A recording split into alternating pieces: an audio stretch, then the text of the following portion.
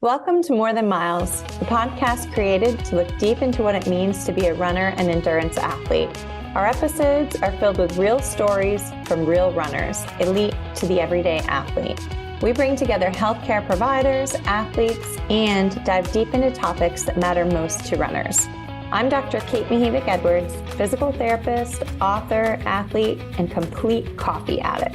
And I'm Dr. Kacy Sinders, physical therapist, athlete, and pun expert extraordinaire. We are so passionate about changing running culture to improve the health, wellness, and fulfillment of our endurance athlete community. And we hope that these conversations inspire you to focus on putting your health first so that performance and PRs can follow. Now let's get to the show.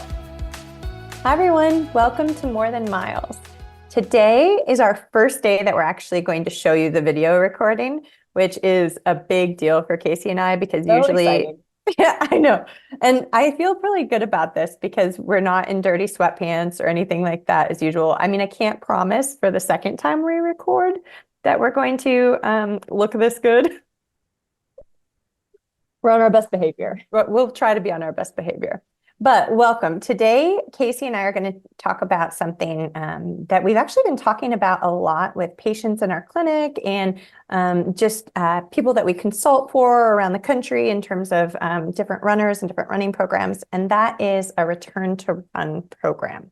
So we're going to talk about what that means, who needs one, and kind of what a good return to running program looks like. Yeah, so we're hoping that this episode is not only helpful for our listeners if you're just a runner or an athlete who's really a sport, student of the sport and want to know how to incorporate these things for yourself, but also maybe other healthcare providers who aren't really sure about the nuances of a return to run program. As Kate and I were talking about offline, we can't just hand someone a piece of paper that's a generic return to run program and say, good luck. Because everyone's a little bit different. And so those nuances are what we're hoping to cover today. That's right. And I do think that having a generic version is better than not having one at all. I just want to put that out there.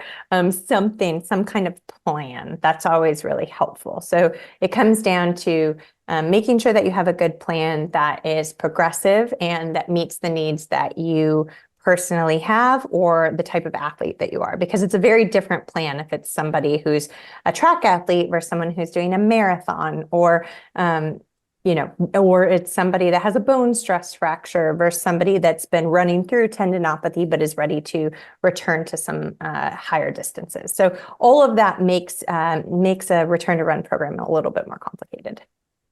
Yeah, absolutely. All right, Kate, well, where do you want to start? Do we want to start with different types of injuries, different types of athletes? Well, I think... How are we feeling? Yeah, it's a good question. I'm feeling great. I have my coffee. It's a little late for coffee, I recognize, but... You're not watching the video version. It's a big cup of coffee. Is this big? It's as big as your head, well, on screen. Oh, maybe. Yeah, it's close. It's close. So I think what we should start with is who needs a return to run program? Like, what are the kind of categories? And then we can break it down a little bit further. So, yeah. So, roughly, if you have been injured and either been taking some time off from running or reducing your volume or managing a problem, definitely need to have some sort of plan of how you're going to build up your volume and intensity and your mileage such that you continue to progress and not relapse, if you will, into your having pain while you're running and things like that. So we've got different types of injuries, right? We've got tendon, muscle injuries, bone stress injuries, nerve-related injuries. We can have all kinds of different categories. And so how we're going to progress someone is going to look different based on what tissues are involved. So I think that's our major one, is if you've had an injury. We're also going to cover people who've just taken time off, either for illness, life stuff. Maybe you just decided to do a different hobby for a while and want to come back, something like that. And then, of course, one of our favorite topics near and dear to our heart is pregnancy and postpartum as well.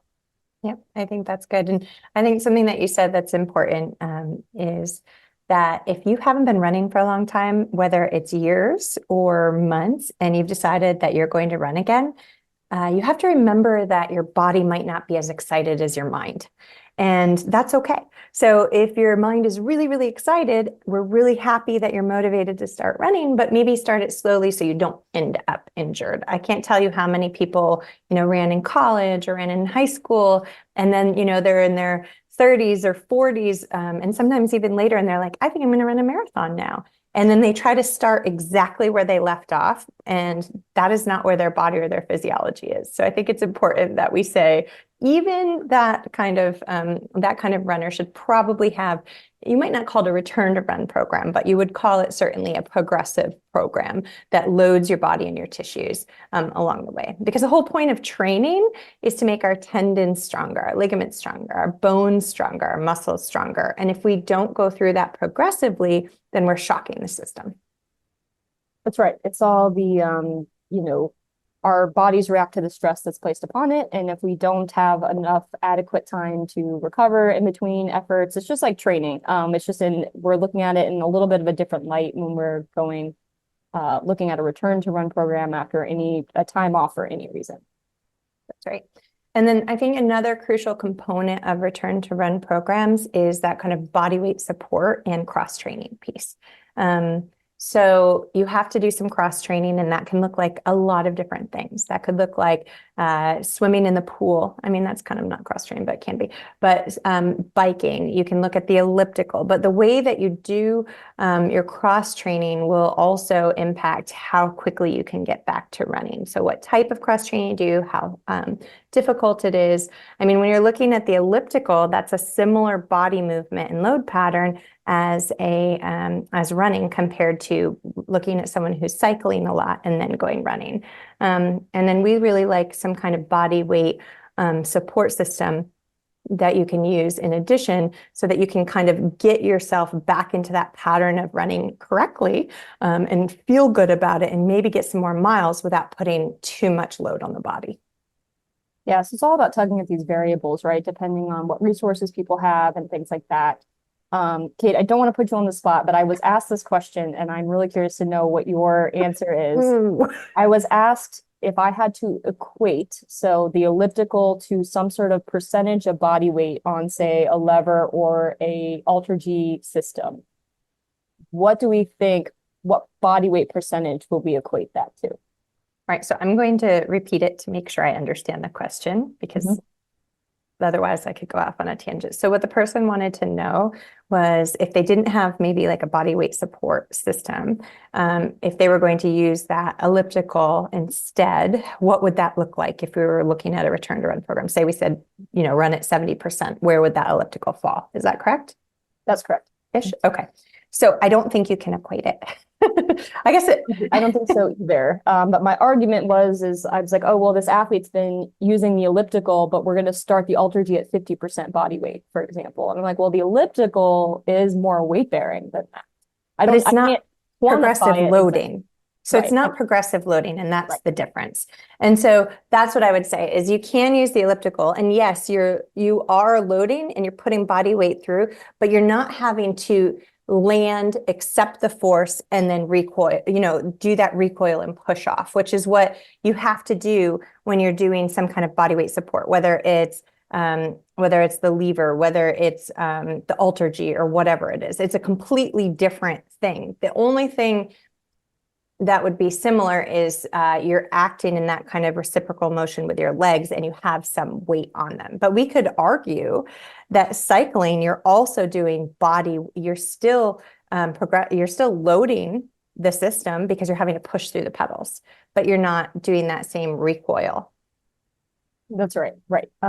Yeah, sorry to put us on a little bit of a tangent here, but my point is that, just like you were saying before, we have to consider what kind of cross training people have been doing, especially because, I mean, I'm thinking of the case of bone stress injury, right? Because we're thinking a lot about bone loading. And so that's how we decide, like, when we're working with these athletes, whether they're not in the progression to start running or not, what type of cross training they're doing matters in terms of load going through the musculoskeletal system, and, continuing to promote healing.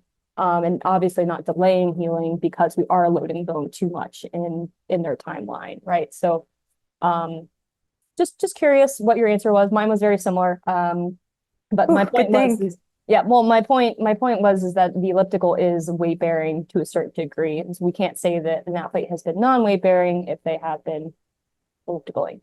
Mm-hmm. That's true.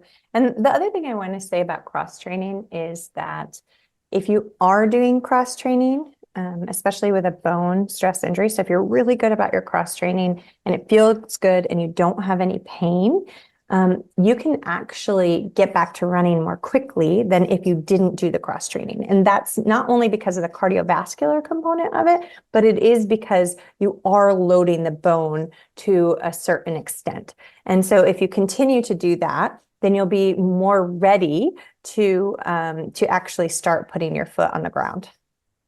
That's right. Yeah. Because your body again has been doing something, we're not been like laying on the couch or something like that. One last kind of caveat or cautionary thing about cross training is that some athletes will cross train a lot when they aren't able to run. Which I mean, this could be a whole nother bit topic in itself, but I think that the point I want to make at this point in time is that we can train so that our cardiovascular system is still really, really strong, but our musculoskeletal system and ability to tolerate load is not matching with that. And so we could go out and run and be like, wow, my pace is great. I haven't ran in forever. I'm running really fast for where I'm at. Guess what? Your bones and your tissues and your muscles are probably not ready for that. And so we have to like dial it back, still take it easy, and know that we're kind of mismatched in that sense. I like this. I can use hand gestures because if people are watching, they can see. Well, this brings us to strength training and plyometrics, right, as part of a return to run program. So obviously, cross training is really important. Body weight support systems are something that we really love, but we also have to always come back to the tried and true strength training, progressive loading, and plyometrics. And that has to be a part of it, because if you're just cross training, you are not strengthening the muscle. You're just not quite the way that we want to. And we want to have different loads and different stresses on all the different tissues, and cross training, strength training, and plyometrics all offer us different things. Right. And for most of my athletes, regardless of what type of injury they've had, I will put them through a plyometric protocol of sorts. So once we're cleared, whether it is from a bone stress injury standpoint, or if we're dealing with a tendon that we are trying to progressively load, like once I feel that we're ready for plyometrics, I'll have them start like a protocol essentially there. And that can give me some idea of how ready they are to run, right? So if they do a couple of days of plyometrics and they're like, that I do feel, my pain wherever it might be, or they're having a hard time handling the plyometrics. I know maybe we're either not ready to run or we need to go slower. So plyometrics, I think, are a great way to start. And I was thinking in my mind, for bone stress and tendon injuries, those are kind of the two things that come to mind. But I think it's really important, no matter what the athlete is facing in terms of getting back into running. I agree. And of course, the elusive Run Source app that's not out and maybe never will come out. I'm just kidding.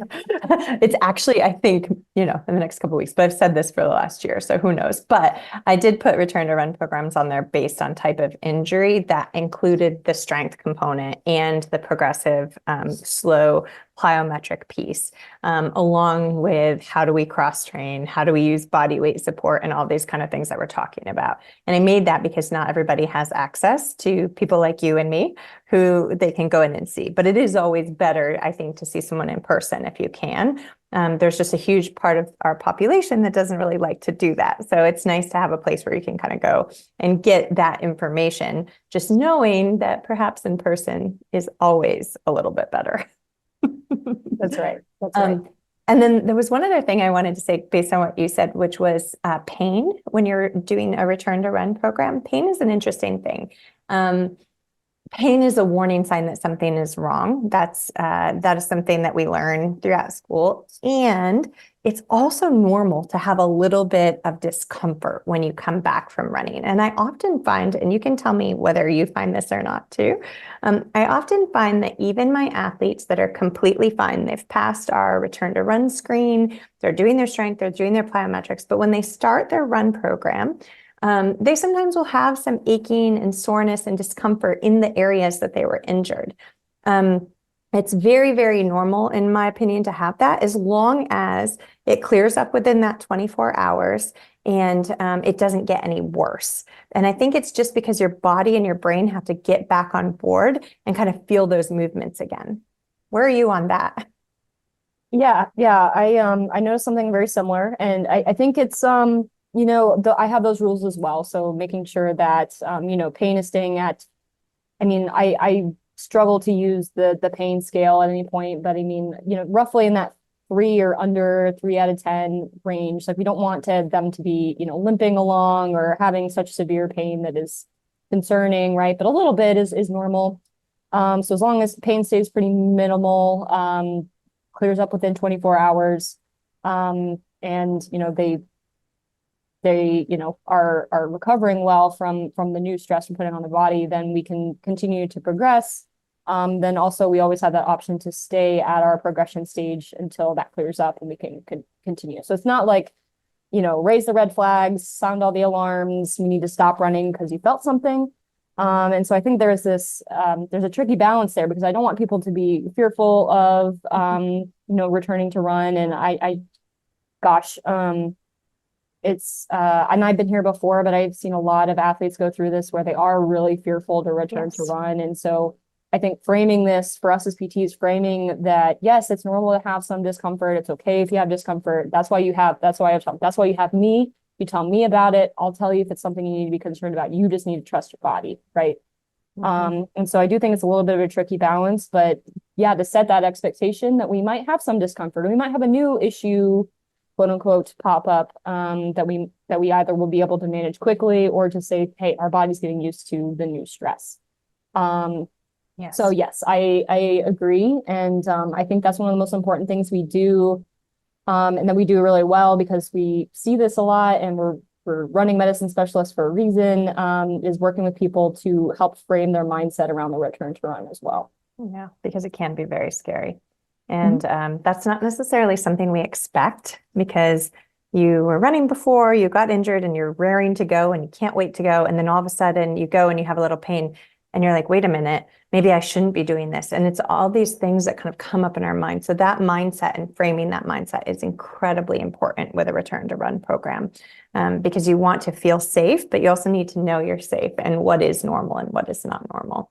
I liked how you said limping is not normal. I was in my mind, I knew that was true and that's where I was, but it's nice to say it out loud too, because you're right. Actually, some people are like, oh, I was just limping for a little while. It's no big deal. And you're kind of like, it is a big deal. We shouldn't be limping after we run. Right. So that's the thing. There's no like hard and fast rule here, but I think setting that expectation where if there's a little bit of discomfort, that's okay. Right. And I think this is why it's important to work with someone who can kind of interpret all this for you. Because we're comfortable with it because we see it quite often and we've seen many variations of it. But we have to remember that our athlete or our patient, this is the first time they've experienced something like this and they don't know. It's all noise to them. Right. So we have to help them interpret the noise, and hopefully this podcast can help with some of that as well. At least that would be my hope. Yeah, me too. So I think it's safe to say we should kind of move into this idea of what is included in a return to run program, like a really good return to run program. Is it something where you say, okay, you feel better, just go do what feels good, which is no, or Rhetorical question. A rhetorical question, that's right. So, or is it something where we kind of build that plan? And what we do in our clinic, and I think is really important, and as, like you said, running medicine specialist, is that we take into consideration all the pieces. So we make sure we're thinking about sleep and recovery and nutrition and progressive loading, what your mindset is, as well as how long you're running or how far. So a lot of those return to run programs, we write it with time. And we write it in a way that it can be modified week to week or day to day, so that if you have pain, you can say, okay, where am I? How do I feel? Do I need to back up, or do I just need to repeat where I am for a little while before I can move on? And what am I doing around this actual running piece? And what do I have for strength training? What do I have for plyometrics? And what's my recovery look like?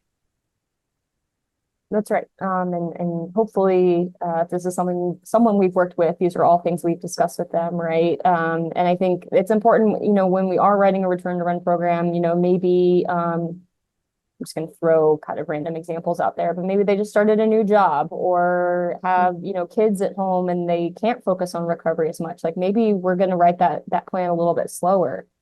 Just what we know about, their environmental and their social factors and where they are in their life, right? So we want to give them some running, but we have to make sure that we're giving them enough time to recover as well. And also writing in, what days, to work on to either cross train or to strength train and writing that into the plan. Because I mean, as runners, we'd like to see everything, right? Written out for us, and we'll check the box and we'll do it. So yeah, we handle a plan that only writes the running portion of it. Guess what? Some of those not so fun things might fall to the wayside as well. So, Or things might be added because it looks empty. So that's the other thing I often see. If you or before we used to run or write everything in, when we would just give people the running piece, I would find that people would come back and they would have added because they didn't think they were doing enough. So I think that's another thing to kind of think about and frame for people is you don't have to feel like you're doing a lot to make progress. Sometimes, like you said, we have to go a little bit slower based on your life or based on the injury. So a bone stress injury, return to run, looks different than a tendinopathy, for instance, because in a tendinopathy, maybe we were having them run just shorter distances and doing more cross training or changing their gait based on their gait analysis. And so maybe their progressive loading, it can be quicker. Or whereas a bone stress injury, you're likely in a boot or not actually running for several weeks, sometimes 4 weeks, sometimes 6 weeks, sometimes 8 or longer.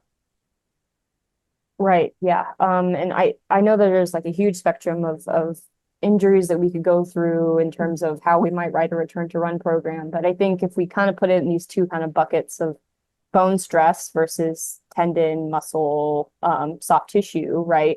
It does look a little bit different. And of course, I'll be interested to hear if this is how you do it. But and sometimes I will make exceptions depending on the person and all that and all those things. But I think in general, with a bone stress injury, it's almost always going to be walk run or even walking before we run.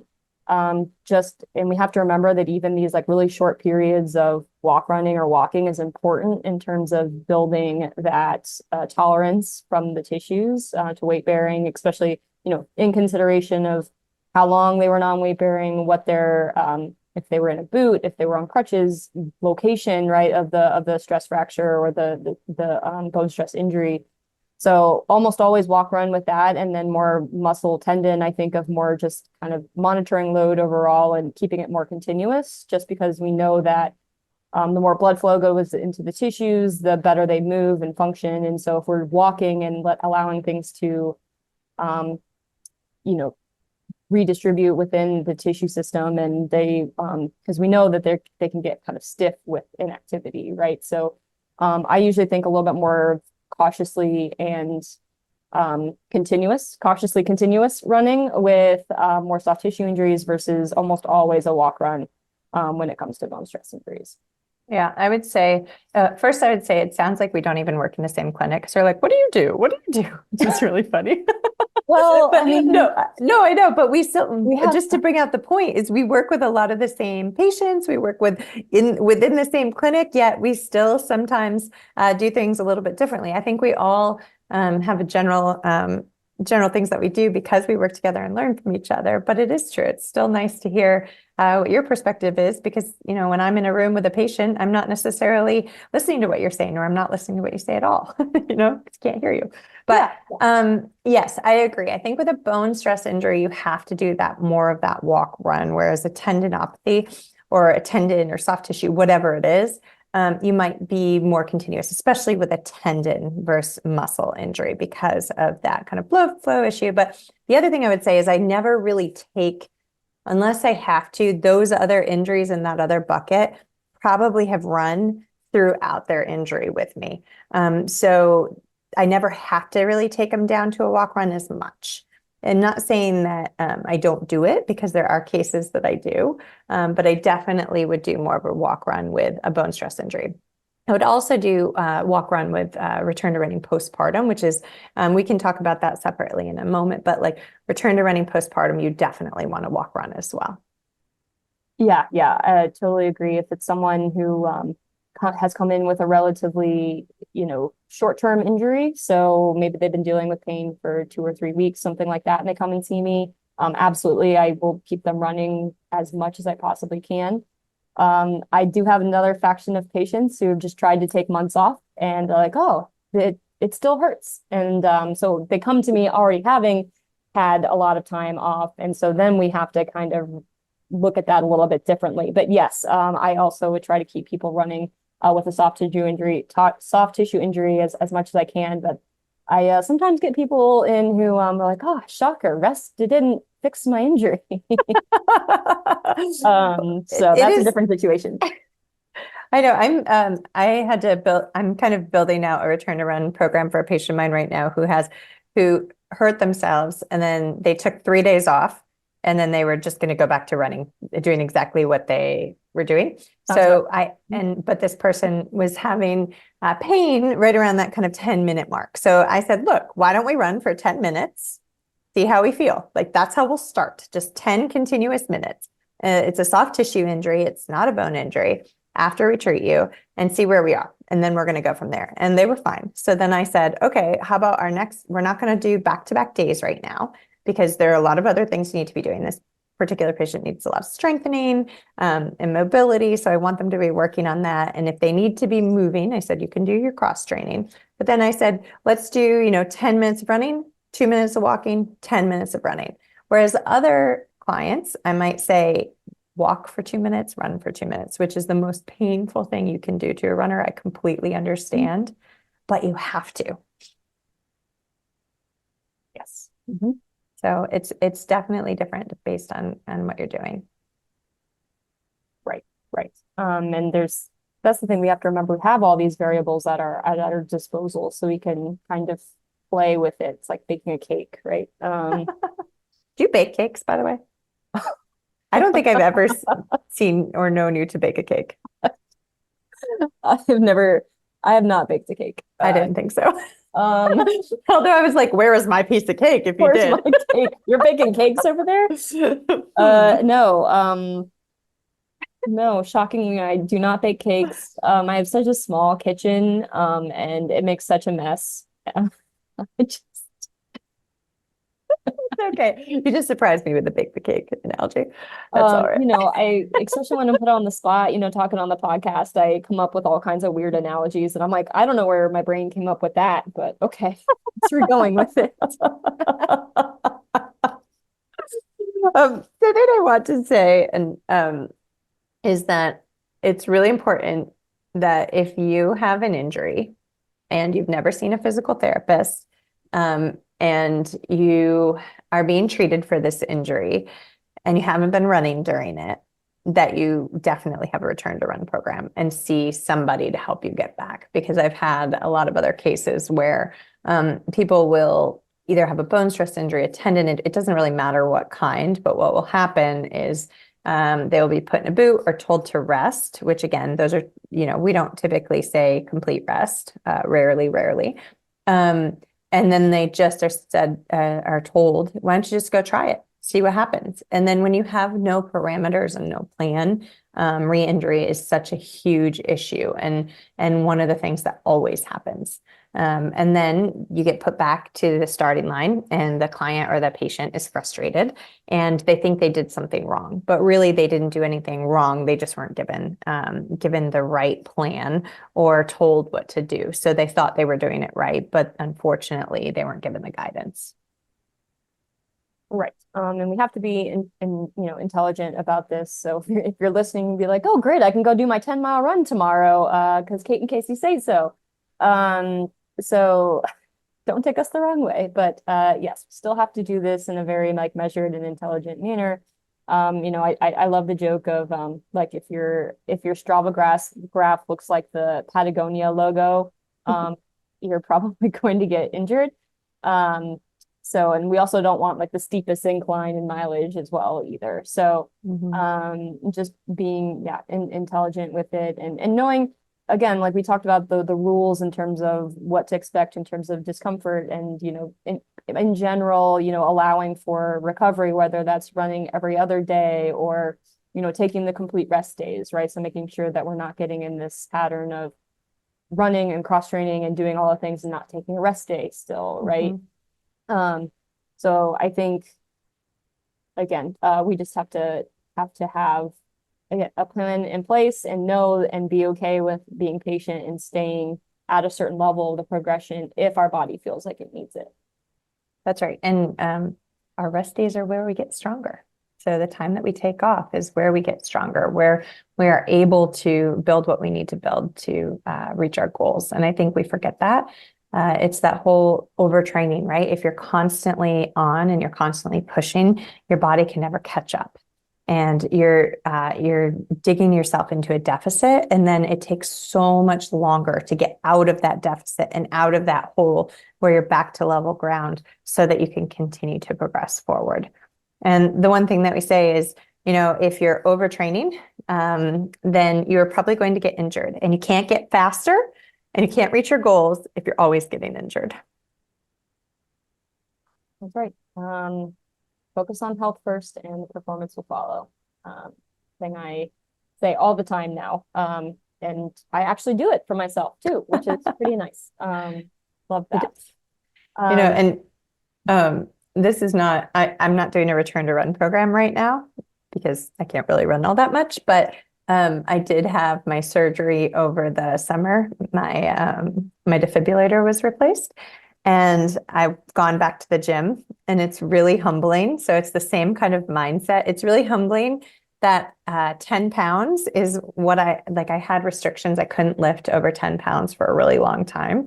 And now I can, but 10 to 15 pounds is what I can pick up with this arm right now for certain exercises. And every time I do it, I kind of get mad, just a little bit, and think like, oh man, before my surgery, I could lift X number of pounds. And it's the same mindset, but I'm taking my own medicine. I'm taking baby steps. I'm going slow. I'm doing all of my stability exercises, scapular stability, all of the things. And that's what we want our runners to do. And we want them to do the stability, the mobility, the plyometrics, the strength, so that they can progressively load and get better. Yeah, and I'm so proud of you and how you've managed this comeback and for getting back into the gym, because I know it is hard, and it can actually be. I think that's something we have to acknowledge too, is how hard mentally this process is, right? Yes. We're not just up here on our high horse saying you shouldn't do this, you shouldn't do that, and it's not easy by any means. But it is like rewarding once you have that, maybe it's your first lift back where you're like, oh gosh, I felt so strong today, right? Or you have a run where you start to feel like yourself, like you did pre-injury, and it's like you just have to remember and like really focus on how good that's going to feel, and keep checking the boxes in the meantime. Something that I love is thinking about how far you've come rather than how far you have to go. So being able to look at that can really change how you're really doing things and feeling about things. I mean, it is so hard to look around and see everybody doing, all of my friends or people that are usually in the gym at the same time I'm at the gym, because we all have our routines, right? And, before, I don't know about you, but I'm slightly competitive. And I used to think about how much they were lifting, right? And I'd be like, oh, I'm so strong. This is what I've gotten to. But now it's like, oh my God, they're so strong. And it's funny because somebody in the gym this morning was doing box jumps, like really great plyos. And of course, I can't help myself because I'm watching them do them and making sure their form is right. And I'm trying really hard not to say anything. I can't say anything because also where I live, it's small and I know everybody. So, but they looked great, but I was also incredibly jealous. Like it's definitely that mind. I was like, man, I want to be doing those box jumps. Those box jumps look awesome. But you'll get there. And that's, like you said, it's the same kind of mindset, making sure that you You recognize where you are, how far you have come, and don't look necessarily ahead to where you're going as a negative thing. Yeah, and I think that's where it's important to have a support system too. So obviously we think we're great support systems and we are great support systems as healthcare providers, but making sure that you have, friends and a spouse and like, or not making sure you have a spouse, but if you have a spouse that they are part of your support system. And, connecting with maybe if you do have a running group or something like that, like, hey guys, I'm coming back from running. And instead of like being like, oh, you guys are going so much further than me, like change your language, be like, can you support me as I'm returning to run, right? And asking for that support from your group or the community that you're typically in, and trying to flip that because I see that happen quite often in the groups that I'm in, and I always try to step up and have try to flip that for them as well. Well, I think that's a great point too, and we can think about it whether you're a middle school, high school runner, or you're an adult who's marathon training or running a 5K, or professional runner. Make sure you stay involved in that community that you love so much, because that will also help with the mental part of being injured and getting back into running. So I always have my athletes go to their practices, do their PT exercises at their practices, or show up near the end of the run and do that last bit with the group. Or maybe they're there for the warm-up, the dynamic warm-up, and start out with the group. Whatever it is. Sometimes there's walking components to a run group where some people are walking and everybody else is running, right? And so maybe you walk with those people and then you slowly go back to whatever group you were in. And I think that being able to constantly connect, like you could even say like, all right, I'm going to meet you at the end of the run. I'm going to do your cool down. I'm going to do a little bit of the run, and then I'm going to coffee with you guys so that I can still, talk about all the things we need to talk about and learn what's going on. It's really, really important to have a plan around the mental component of your return to run as much as the physical component. Yeah, that's right. Yeah, I think it's the hardest. Just getting some coffee and donuts. No, definitely not. And I mean, to that state, a lot of people think that maybe they need to restrict their calories or not eat as much because they're healing. And that's actually not the case. While we're healing our bodies, we actually need to eat enough calories to make sure that we're healing. So it's not a really good time to restrict. Never is a good time to restrict. But just to put it out there, like, make sure you're feeling enough when you're coming back from running or coming back from an injury as well. We have a whole podcast about this with Kacy Pontius, one of the earlier podcasts. I don't, maybe I'll put it in the show notes. I'll put what number that was. So that we did talk a lot about that. We did? Yes, that's what that entire podcast was. Oh, I love Kacy.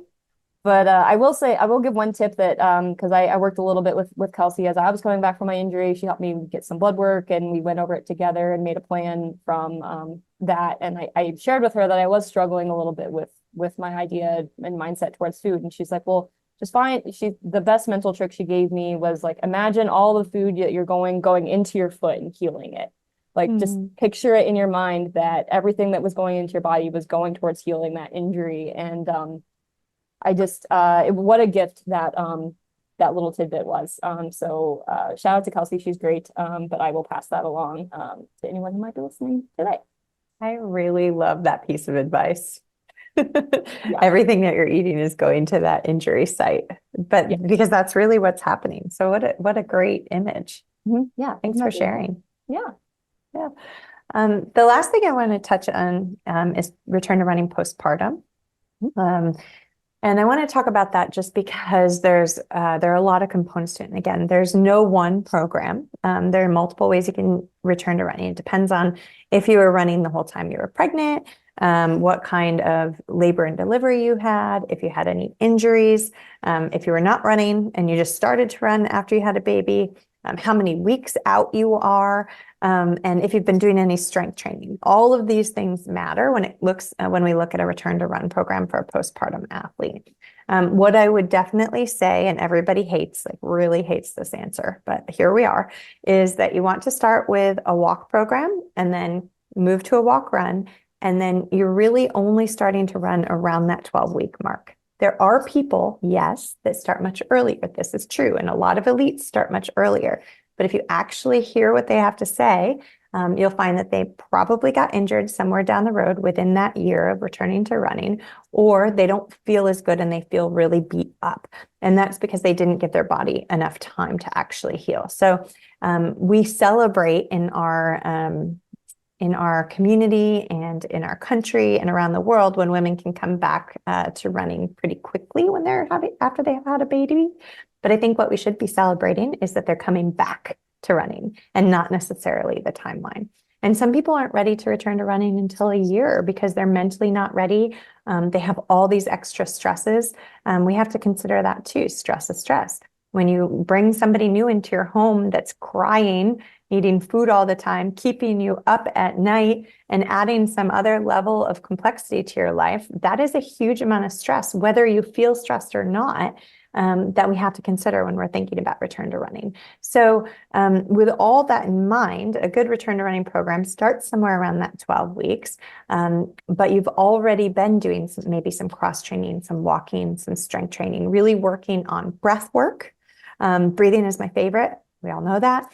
Thoracic spine mobility, making sure that you've had a pelvic health check so that you've gone to see a pelvic health therapist so that they can give you the go-ahead. And then you're working on progressively loading your body and your pelvic floor as you're returning to running. So there are a lot of pieces that go into it. So if you've decided you've had a baby and 3 weeks in, you're like jonesing to go for a run, just stop, think about it, and think about what are the other things that you can be doing to prepare your body so that you can be successful.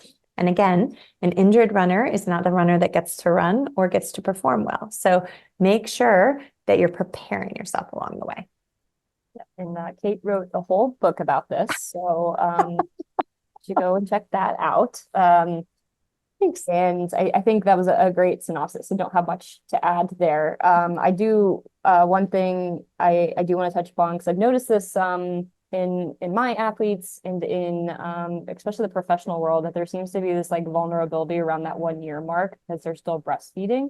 And so just taking into account the hydration and the caloric and the just energy needs in general when it comes to breastfeeding. So it's not like you can't, it's a variable we have to take into account. And I know that as a new mom, it's not something you can necessarily forget about because you have to do it all the time, but we have to take that into account when we're planning out our activity levels and return to run and return to, whatever kind of version of sport that we want to return to, and just making sure that we're, fueling enough and hydrating enough, as well as just listening to the body when it comes to fatigue levels that are associated with that as well. That's right. And we need 500 extra calories a day if we're breastfeeding. So that's something, again, people don't like to hear, but it's true. If you're breastfeeding and exercising, you definitely need that 500 extra calories a day, which can be, again, very vulnerable and sensitive, especially if you're trying to lose weight that you gained during pregnancy, or maybe this isn't how your body typically feels, right? Because a lot of things change during pregnancy. Everything changes during pregnancy, from your bones to your cardiovascular system, to your nervous system. Everything changes the size of your feet. So there are just a lot of different things that happen. So having that support and understanding, like, okay, we need to have a return to run program that's walk run. We need to have some strength. I want to make sure we're sleeping and eating enough, hydrating enough, like you said. And again, taking into consideration, like, listen, we're postpartum forever. Like, once you've had a baby, you're postpartum forever. Everything changes. It doesn't mean you're not going to be a fast runner or meet your goals. Most of the time after you've had a baby, we've seen women break world records. We've seen women do incredible things. So just because you have a baby doesn't mean you can't do that. But the better you do it taking care of yourself in the beginning, the better you're going to feel ultimately down the road. Yeah, and just trying to focus on your own journey, right? I mean, I think with social media, we can see a lot of things, and particularly a lot of us follow professional athletes who are on faster timelines, whether it's appropriate for them or not. And it's just easy to compare your journey to someone else's. And just like we were talking about earlier with just injuries in general and return to run here, but like particularly in that kind of like delicate new mom phase, like just not comparing yourself to others, and trying to stay focused on, your body's needs, your family's needs, and trying to, do the best you can to have that kind of positive mindset within your own body instead of comparing to what the professionals are doing. Because again, it may be appropriate for them and they may be doing just fine, but they also would be really putting themselves at risk for injury or setting themselves up for a problem down the road as well. That's right. One of my other favorite things to say is just because your running partner's doing it, just because you've seen it on Instagram, or just because a professional athlete is doing it, doesn't mean it's good for you. Yes, plenty of soapboxes on that. You will spare the audience. That's right. Well, I feel like we really covered all of the important pieces of return to run. What do you think? I think so too. Yeah, I think we've done great. I think besides both of us talking about being a little bit tired before this, I think we nailed it. I'm going to give ourselves a pat on the back. I'd like to give us a round of applause. I just want to say something really funny is my son plays piano, Andy plays piano, and he practices after school. And lately I've heard him clapping for himself after every time he does something. So he'll practice a piece and then he'll just clap and he'll say, "Good job, Andy." Oh, that is the most precious thing. He's 10. It's really funny. He's probably Andy, really. never change. Please never. He'll be so embarrassed if he knows I said this in my podcast. But it's He true. He won't listen to the podcast. He doesn't listen to it, so that's good. But I think it's incredible because I think we should all spend more time clapping for ourselves and cheering ourselves on for the things that we do that are great, whether other people think so or not. I couldn't agree more. I think that's a great note to end our podcast on. Awesome. Well, everybody, thanks for joining us today, and hopefully we answered some of your questions. And again, resources, you could definitely always go to our blog on precision performance. It's precisionpt.org, or you can go back to other podcasts that we have here on More Than Miles, or like I said, the elusive RunSource app is coming out, but you can go to fastbananas.com and get updates, or follow Fast Bananas Run on Instagram to see when it does actually come out. And I think, we also have some really cool videos that we did an awesome summer series at Precision. That was Kacy's idea. I'm giving you a round of applause. That talks about a lot of the things that we talk about on our podcast, but gives you a lot of really good direction. So you can always go to our website, check those out. Yeah. So have a great day. Yeah. Thanks for bringing that up, because I've had patients tell me, like, I can't believe you're giving away this information for free. So yeah, check out the summer series. It's really, really good stuff. But yeah, awesome. Thanks everybody. All right. Thanks. Bye. Thank you so much for listening today. We are so happy that you're here. If you enjoyed this conversation, share it with a friend. Even better, share it on social media, because sharing is caring. And the more people we can reach, the better. Another way you can help us out is by leaving a review on Spotify or Apple Podcast. So give us those 5 stars and tell us how awesome we are. Really, we love to hear how awesome we are. To support our work financially, you can also join our Patreon squad at patreon.com/morethanmiles. Where for a few dollars a month, you can help us keep the show going and growing. This season is sponsored by Fast Bananas. Why buy multiple subscriptions made for everyone when you can have one specifically crafted for runners?